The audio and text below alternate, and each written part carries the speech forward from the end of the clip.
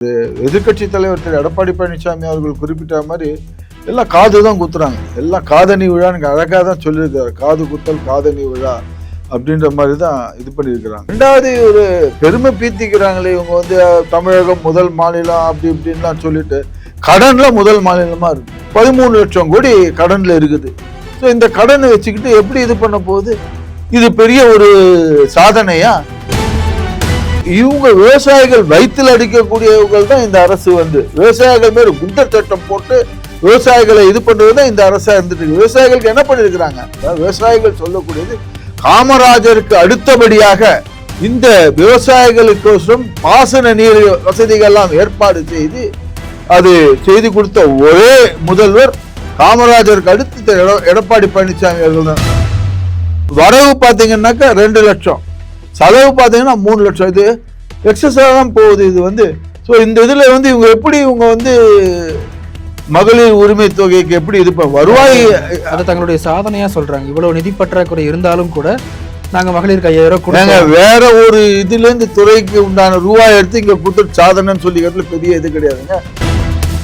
இவங்க அடிக்கடி மேற்கோள் காட்டுறாங்கல்ல யூபியில் வந்து இப்போ வந்து சர்ப்ளஸ் பட்ஜெட் போட்டிருக்காங்க, உபரி பட்ஜெட் போட்டிருக்காங்க. யூபியில கிட்டத்தட்ட ஜிடிபியில அந்த யூபியினுடைய ஜிடிபியில இருக்கக்கூடிய 3% உபரி சர்ப்ளஸ் பட்ஜெட் போட்டு முதல் முறையா அவங்க சாதனையிட்டு இருக்கிறாங்க. இது ஒரு நல்ல நிர்வாகத்திறன் கொண்ட ஒரு அரசாக இருக்கிறது. இங்க போல பாத்தீங்கன்னா கடன்ல தான் போயிட்டே இருக்குது. திமுகவுக்கு காங்கிரஸ் இருக்கிறதுனால தான் மைனாரிட்டி வாக்கு திமுகவுக்கு வருது. குறிப்பாக இஸ்லாமியர்களுடைய வாக்கு வந்து அவங்களுக்கு இதாகுது.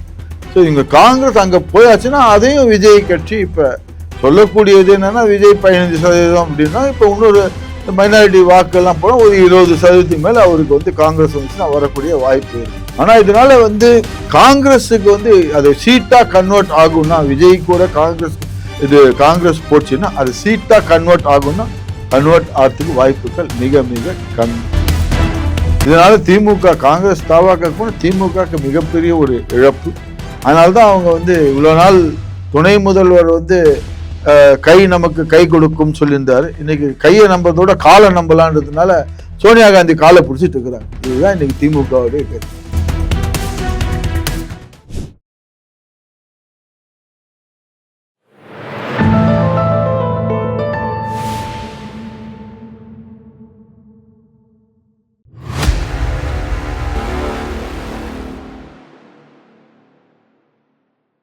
தாமரை டிவி நேயர்களுக்கு அன்பு வணக்கம். இன்றைய சிறப்பு நேர்காணலில் பத்திரிகையாளர் திரு கோவிந்தராஜன் அவர்களோடு உரையாட இருக்கிறோம். சார் வணக்கம்.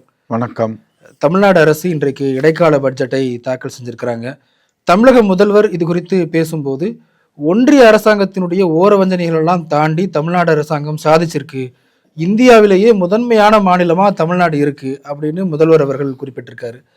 எதிர்கட்சி தலைவர் பேசும்போது இது ஒரு காது குத்தக்கூடிய விழா, மேனாமினிக்கு பட்ஜெட்டு, இந்த பட்ஜெட்ல ஒண்ணுமே இல்லை அப்படின்னு கடுமையா சாடி இருக்காரு.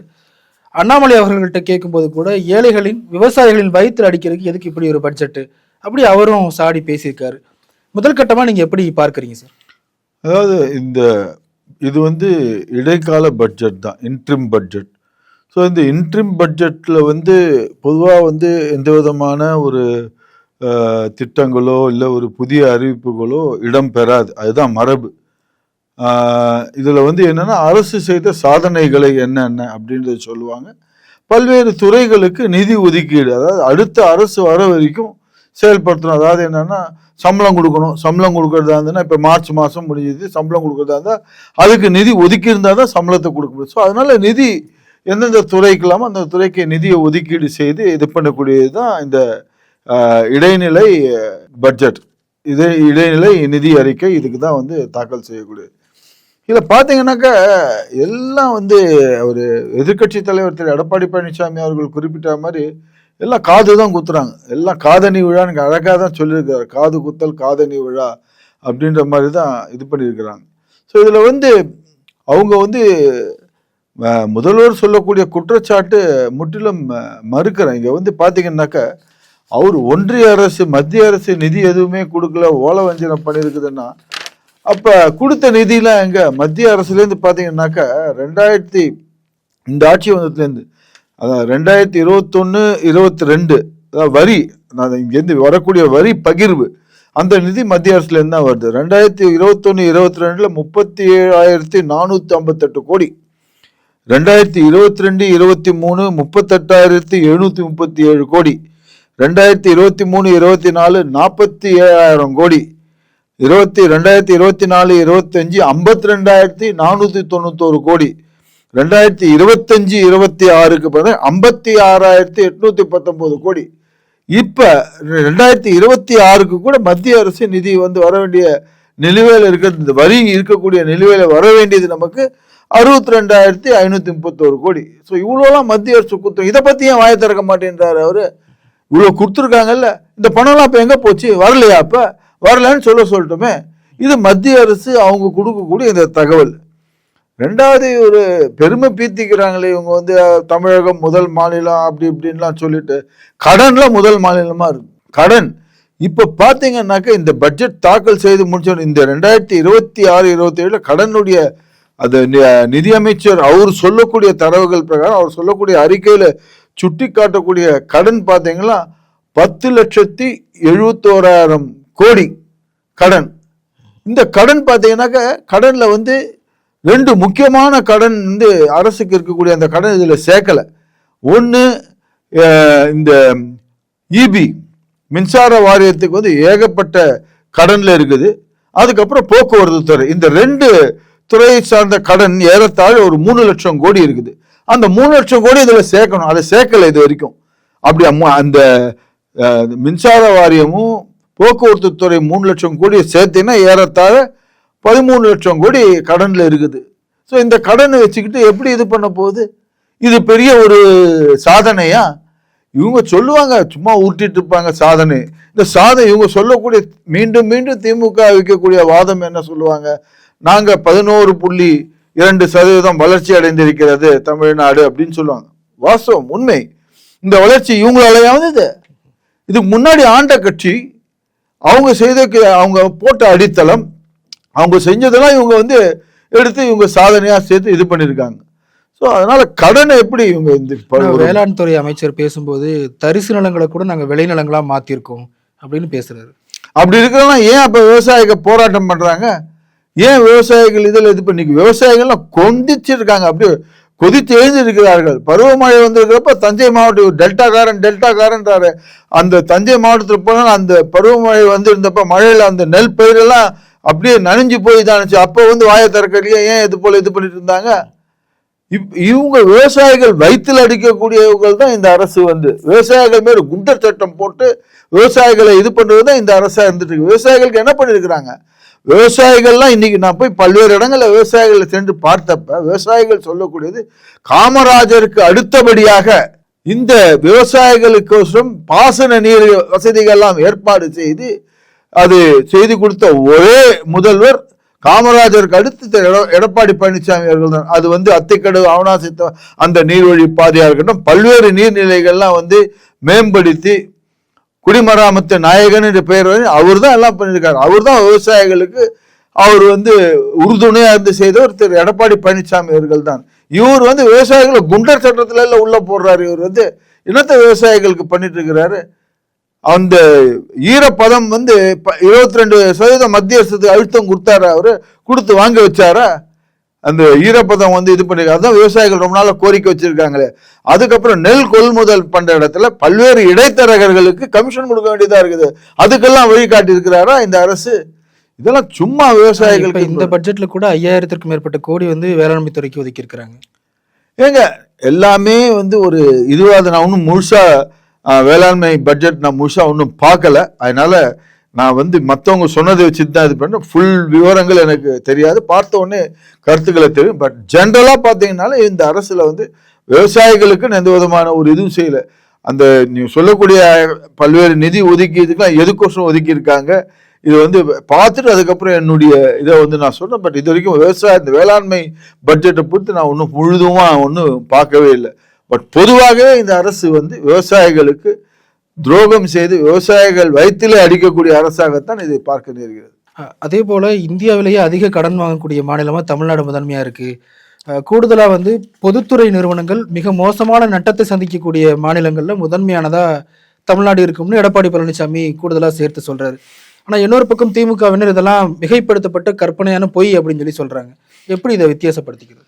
ஏங்க, போக்குவரத்து துறை இன்னைக்கு எவ்வளவு நஷ்டத்துல இருக்குதுன்றது எல்லாருக்கும் தெரிஞ்சது. சிஏஜி தணிக்கை அறிக்கையில சொல்லியிருக்காங்க. அதே போல தமிழ்நாடு மின்சார வாரியம் எவ்வளவு நஷ்டத்துல, அதுதான் சொன்னேன், அந்த ரெண்டுத்தையும் சேர்த்து போக்குவரத்து துறையும் மின்சார வாரியமும் அந்த துறையும் சேர்த்தாலே 3 லட்சம் கோடி இன்னைக்கு கடன் சுமையில இருந்துட்டு இருக்குது. அவங்க அப்படி இருக்கிறது அதை எப்படி அவங்க மீண்டும் அதை எப்படி இது பண்ணணுன்றதுக்கு அதை யோசிக்க மாட்டேன்றாங்க. அவங்க எப்படி வருவாயை ஈட்டணும், எதன் மூலியமா வருவாயை ஈட்டணும்னு யோசிக்க மாட்டேன்றாங்க. அதாவது இப்ப பாத்தீங்கன்னாக்க அரசு செய்யக்கூடிய இந்த இது பாத்தீங்கன்னா வருவாய் எவ்வளவு வருதுன்னு இந்த அவர் தங்கம் தென்னரசு அவர் குறிப்பிட்ட இந்த இதுல பாத்தீங்கன்னாக்க அரசுக்கு வருவாய் சென்ற ஆண்டு இந்த வரிகள் மூலியமாக டைரக்ட் டாக்ஸஸ் சொல்லுவாங்க, அந்த வரிகள் மூலியமாக வரக்கூடிய வருவாய் சென்ற ஆண்டு 2,20,000 கோடி 2.2 lakh crores சென்ற ஆண்டு வருது.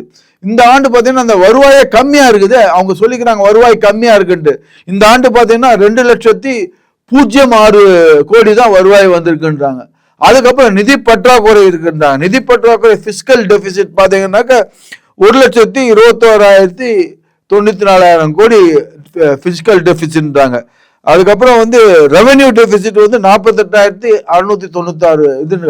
இப்போ டெபிசிட்டா இருக்கிறப்ப எப்படி இது பண்ண முடியும்? உதாரணத்துக்கு சொல்லணும்னா வரக்கூடிய வருமானத்துல பாத்தீங்கன்னாக்க சுமார் 60% வருமானம் பாத்தீங்கன்னாக்க அரசு ஊழியர்களுக்கு உண்டான சம்பளம், அதுக்கப்புறம் ஓய்வூதியம் பென்ஷன் திட்டத்துக்கு அதுக்கு தான் போகுது. ஏறத்தாழ சுமார் 60% அதுக்கு போகுது. மிச்சம் இருக்கிறது பாத்தீங்கன்னாக்கா இந்த இருக்கக்கூடிய இதர செலவுகள், அதாவது அட்மினிஸ்ட்ரேட்டிவ் எக்ஸ்பென்சஸ்க்குலாம் மிச்சம் இது போகுது. அதுக்கப்புறம் வேலை என்ன இருக்கு இதுல பாத்தீங்கன்னா எக்ஸ்பென்சஸ் பாத்தீங்கன்னாக்க சென்ற ஆண்டு அதாவது செலவு பாத்தீங்கன்னாக்க 3,78,000 3.78 lakh crores 3,78,000 கோடி செலவு. ஸோ வரவு பாத்தீங்கன்னாக்க 2 லட்சம், செலவு பாத்தீங்கன்னா 3 லட்சம். இது எக்ஸஸாக தான் போகுது. இது ஸோ இந்த இதுல இவங்க எப்படி மகளிர் உரிமை தொகைக்கு எப்படி இது வருவாய் அதை தங்களுடைய சாதனையா சொல்றாங்க. இவ்வளவு நிதி பற்றாக்குறை இருந்தாலும் கூட நாங்க மகளிருக்கு 5,000 கொடுங்க, வேற ஒரு இதுல இருந்து துறைக்கு உண்டான ரூபாய் எடுத்து இங்க கொடுத்து சாதனைன்னு சொல்லிக்கிறதுல பெரிய இது கிடையாதுங்க. ஆதி திராவிட நலத்துறைக்கு அவங்களுக்குன்னு ஒதுக்கப்பட்ட நிதி 35,000 கோடி ரூபாய், அதுல இருந்து எடுத்து இவங்க அந்த ஆதி திராவிட நலத்துறை அந்த மக்களுக்கோசம் ஒதுக்கப்பட்ட நிதி எடுத்து இவங்க மகளிர் உரிமை தொகைன்னு கொடுக்குறாங்க. ஸோ இப்போ இந்த இதெல்லாம் சேர்த்தீங்கன்னாக்க இதுவாக தான் வரும். ஒரு அரசு என்பது வருவாய் நல்லா இது பண்ணிக்கணும். உதாரணத்துக்கு பார்த்தீங்கன்னாக்க இவங்க அடிக்கடி மேற்கோள் காட்டுறாங்கல்ல யூபியில இப்போ சர்ப்ளஸ் பட்ஜெட் போட்டிருக்காங்க, உபரி பட்ஜெட் போட்டிருக்காங்க. யூபியில கிட்டத்தட்ட ஜிடிபியில அந்த யூபியினுடைய ஜிடிபியில இருக்கக்கூடிய 3% உபரி சர்ப்ளஸ் பட்ஜெட் போட்டு முதல் முறையா அவங்க சாதனையிட்டு இருக்கிறாங்க. இது ஒரு நல்ல நிர்வாகத்திறன் கொண்ட ஒரு அரசாக இருக்கிறது. இங்கே போல பார்த்தீங்கன்னா கடன்ல தான் போயிட்டே இருக்குது. ஒரு வருமானம் அந்த வருமானம் இன்னைக்கு வரக்கூடியது. அதை தவிர நான் இன்னொன்று சொல்ல மறந்துட்டேன், 60% சம்பளத்துக்கும் பென்ஷனுக்கும், அதுக்கப்புறம் மிச்சம் இருக்கக்கூடியதுல பார்த்தீங்கன்னாக்கா நான் சொன்னது இந்த எக்ஸ்பென்சஸ் இதர செலவினங்கள், அதுக்கப்புறம் வட்டி, இந்த கடன் வாங்குறாங்களா அதுக்கு வட்டியே நம்ம எவ்வளவு கொடுத்துட்டு இருக்கிறோம். நம்ம அதை தவிர கையில இருக்கக்கூடாது 1 லட்சம் கோடி தான் இருக்கு. அந்த 1 லட்சம் கோடியில வச்சுட்டு இவங்க சொல்லக்கூடிய திட்டங்களுக்கு செலவு பண்ணுவாங்களா இல்ல இந்த ஸ்கீமுக்கு செலவு பண்ணுவாங்களா, எதுக்கு இது பண்ணுவாங்க? இவங்க ஒரு நிர்வாகம், அதாவது ஒரு நிர்வாக திறனே இல்லாத, எந்த விதமான இது ஒரு அரசை எப்படி நடத்தி செல்வதுன்னு ஒரு இது இல்லாத, போட்டோ ஷூட்டும் அதுக்கப்புறம் ஸ்டிக்கர் போட்டு இது பண்ணிருக்கக்கூடிய ஒரு அரசாகத்தான் இருக்கிறது ஒழி அது ஒரு சிறந்த நிர்வாகத்திறன் கொண்ட ஒரு அரசாக தெரியவில்லை. கோயம்புத்தூருக்கும் மதுரைக்கும் மெட்ரோ திட்டம் வேணும்னு ஒன்றிய அரசாங்கத்தை வலியுறுத்தி இருக்கிறோம். ஒன்றிய அரசாங்கத்தார வரவேண்டியதே 50,000க்கும் மேற்பட்ட கோடி வரவேண்டியிருக்கு. இப்படி இந்த தகவலை தங்கம் தென்னரசு அவர்கள் குறிப்பிட்டிருது. ஏங்க, மெட்ரோ திட்டம் பழசு திட்டத்துக்கு எதனா பெண்டிங் இருந்துச்சுன்னா அது நிச்சயமா கொடுக்கும். இப்ப பாத்தீங்கன்னாக்கா ஏர்போர்ட்ல இருந்து கிளாம்பாக்கத்துக்கு உண்டான அந்த மெட்ரோ திட்டத்துக்கு உண்டான இதெல்லாம் அதுக்கு உண்டான என்ன நிதியோ அந்தந்த காலகட்டங்கள்ல அந்த பேஸ்ட் ஆன் ப்ராஜெக்ட் தான் நிச்சயமாக மத்திய அரசு கொடுக்க போகுது. இவங்க புதியதாக தப்பும் தவறுமா எடக்கு முடக்கா ஒரு ரிப்போர்ட் பண்ணி கொடுத்துருக்குறாங்க. மதுரைக்கும் கோயம்புத்தூருக்கும் எடக்கு முடக்கா அது அந்த ரிப்போர்ட்ல பழைய டேட்டாக்கள்லாம் வச்சுட்டு தயார் பண்ணி கொடுத்துருக்காங்க. அதனால மத்திய அரசு என்ன பண்ண இந்த டேட்டா எல்லாம் தவறா இருக்கு, திருத்தி கொண்டு வாங்கன்னாங்க. அந்த திருத்தம் செய்யப்பட்ட ரிப்போர்ட் கொடுத்தாங்களா? கொடுக்கவே இல்லையே. அதை பத்தி எதுவுமே சொல்லவே இல்லையே இன்னைக்கு. ஆனா முதல்வர் பேசும்போது ஒன்றிய அரசாங்கத்திடமிருந்து பெருந்தன்மையை நாங்கள் எதிர்பார்க்கவில்லை, தமிழ்நாட்டிற்கான உரிமையை நியாயத்தை கேட்கிறோம் அப்படிங்கறத பேசுறாரு. ஏங்க உரிமையா இருந்தா அதான் இவங்க தமிழ்நாட்டினுடைய உரிமையை அழகா இதுக்கு முன்னாடி சொல்லி எவ்வளவு கோடி ரூபாய் வருடம் கொடுத்துருக்காங்க, அந்த வரி இதுல இருந்து கொடுத்துருக்காங்க, அதெல்லாம் கரெக்டா தானே கொடுத்துருக்காங்க மத்திய அரசு. மத்திய அரசு இன்னைக்கு இருக்கக்கூடிய நிலுவைத் தொகைன்னு பாத்தீங்கன்னா அந்த ஜல் ஜீவன் திட்டத்துல ஒரு 3000 கோடி சொச்சம் இருக்கிறது. அதுக்கப்புறம் இந்த சர்வ சிக்ஷா சங்கா அந்த ஒரு திட்டத்துல ஒரு 9000 கோடி இருக்குது. அதை இவங்க அதுவும் என்ன சொல்லியிருக்காங்க, அந்த ஒழுங்கான அந்த ரிப்போர்ட் அந்த திட்டத்துக்கு உண்டான நிதியெல்லாம் கரெக்டா செலவு பண்ணிருக்கிறதா தணிக்கை செய்து அறிக்கை தர வேண்டும். தணிக்கை செய்யணும். தணிக்கை யார் செய்யணும்?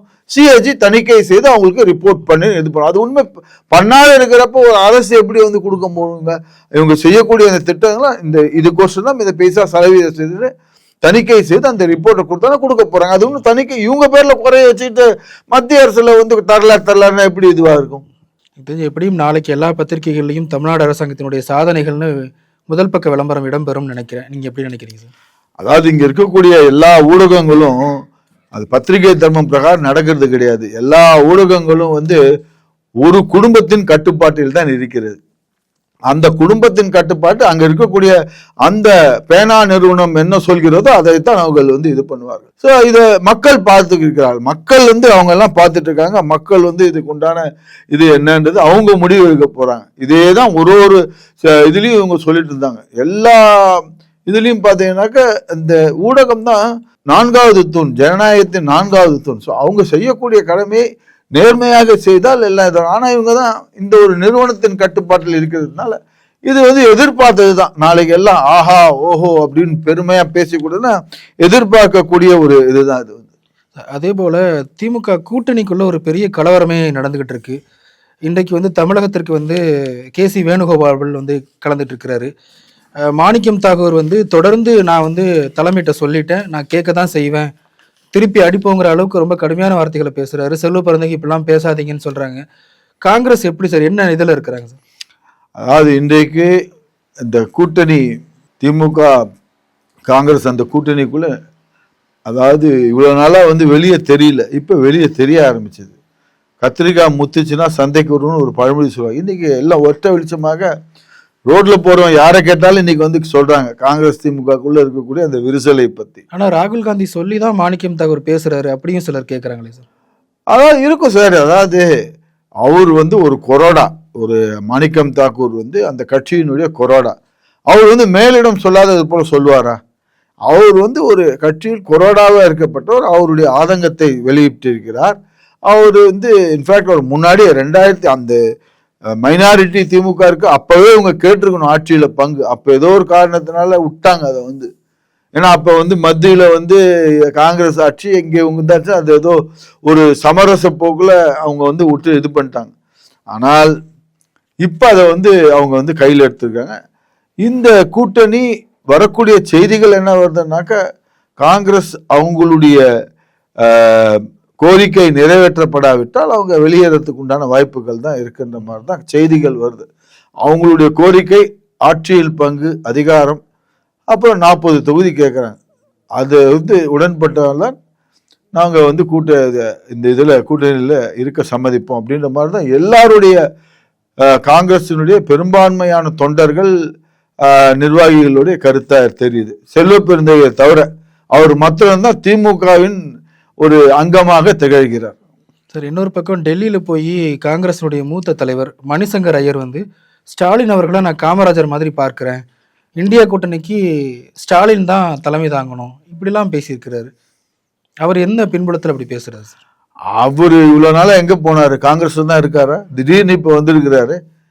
அவரு இவ்வளவு நாளா இல்லாத அக்கறை ஏன் இப்ப திடீர்னு வந்துட்டு இருக்குது? மணிசங்கர் ஐயர் பேசுறதுலாம் நம்ம பெரிய பொருட்டாவே எடுத்துக்க கூடாது. இவ்வளவு நாளா திடீர்னு இப்ப எப்படி வர்றாரு? அவர் 2 பேர் இருக்கிறாங்க காங்கிரஸ்ல. அதாவது காங்கிரஸுக்கு அவங்களுடைய உண்மையான வெளிப்பாட்டை எடுத்து சொல்வதற்கு ஒரு சைட்ல இது போல குழப்பத்தை ஏற்படுவதுன்றதுக்கு 2 பேர். ஒன்னு பிரவீன் சக்கரவர்த்தி, இன்னொன்னு மணிசங்கர் ஐயர். உண்மையான காங்கிரஸ்காரர்கள்லாம் அவங்க திருச்சி வேலுசாமி, இந்த மாணிக்கம் தான் அவங்க உங்களுடைய ஆதங்கத்தை வெளிப்பாட்டை அவங்க வந்து கொட்டி இது பண்ணிட்டு இருக்காரு. ஸோ மணிசங்கர் ஐயர் சொல்வதெல்லாம் இந்தி கூட்டணிக்கு இவர் தான் அப்படின்ற மாதிரி ஒரு நரேட்டிவ் செட் பண்ண பார்க்குறாங்க. அதாவது இப்போ பார்த்தீங்கன்னாக்க திமுக சொல்லக்கூடிய முக்கியமான நரேட்டிவ் என்னன்னா, பாஜகவை தமிழகத்தில் வெல்வதற்கு ஒரே கட்சி திமுக தான். காங்கிரஸ் அது ஒரு தேசிய கட்சியாக இருந்தாலும் தமிழகத்தில் செல்லுபடி ஆகாது. காங்கிரஸுக்கு தமிழகத்தில் ஒன்றுமே இல்லை, காலி பெருங்காய டப்பா அப்படின்ற மாதிரி தான் திமுக ஒரு நரேட்டிவை செட் பண்ணிட்டு இருக்கிறாங்க. அதை நோக்கித்தான் எல்லாம் சென்று கொண்டிருக்கிறது. பிஜேபியை வந்து இந்த தமிழகத்தில் வரவிடாதுன்னா அதுக்கு ஒரே சக்தி திமுக.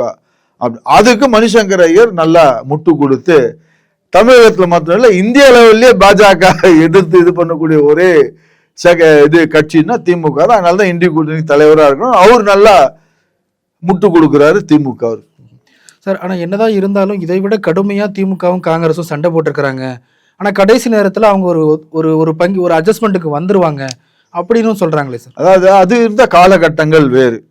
அதாவது என்னைக்குமே நீங்க பாத்தீங்கன்னா திமுக காங்கிரஸ் எப்படின்னாக்கா, காங்கிரஸ் மத்தியில ஆட்சியில இருந்தாங்கன்னா திமுக காங்கிரஸுக்கு அடிமையா இருப்பாங்க. அந்த நிகழ்வு எல்லோருக்கும் தெரியும். 3வது மாடியில ரைடு, இங்க தரைத்தளத்துல 63 தொகுதிக்கு உடன்பாடு போட்டு இது பண்ண. ஏன்னா அப்ப காங்கிரஸ் ஆட்சியில் இருந்தாங்க, இவங்க வந்து அடிமையா இருந்து அவங்களுக்கு சொல்லக்கூடியதெல்லாம் இது பண்ணியிருந்தாங்க. அதே போல திமுக ஆட்சியில இருந்ததுன்னா காங்கிரஸ் அடிமையா இருப்பாங்க. அதை தான் இப்போது நாம் பார்த்து கொண்டு இருக்கிறோம். அதனால இவங்க அடிச்சுப்பாங்க, பிடிச்சிப்பாங்க, சேர்ந்துப்பாங்கன்றதெல்லாம் எல்லாம் ஆட்சியில் இருந்து இது பண்ண. இப்ப திமுக இங்க ஆட்சியில் இருக்கிறாங்க. இந்த ஆட்சியில் இருந்தாங்கன்னா கண்டிப்பா அவங்க திமுக வந்து காங்கிரஸை இப்படித்தான் அவர்கள் நடத்துவார்கள். ஏன்னா அவங்க வந்து வளர விட்டான்னா அவங்களுக்கு நாளைக்கு இதாயிடுமே.